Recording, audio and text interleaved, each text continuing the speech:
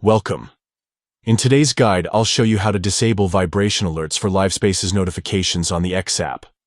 If you've been getting those constant vibrations every time someone goes live, and it's starting to feel a little disruptive, this quick walkthrough will help you turn them off for good. The process is simple, and you won't lose any important updates from the app. You'll just stop the unnecessary buzzing. Let's get started. First, open up your phone settings. Don't go directly into the X app yet. We need to make this adjustment through your device's settings menu.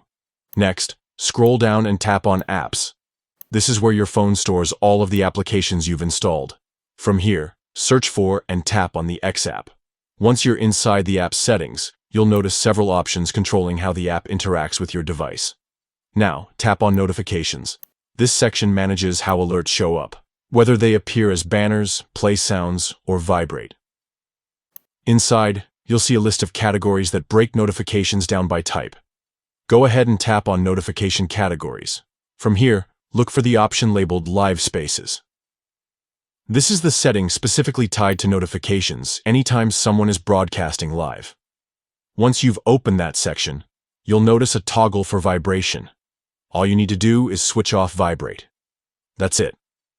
The setting will save right away, so the next time a LiveSpace notification comes through, you'll get the alert without the distracting vibration. This adjustment is a great way to personalize your notifications while still staying connected to what matters. You'll continue receiving updates from LiveSpaces, but only in the way that works best for you. Whether you prefer a quiet notification tone, a silent pop-up, or just the standard alert style, this little tweak gives you back the control. And that's all there is to it. A few steps in your settings, and you've successfully disabled vibration for LiveSpace's notifications on the X app.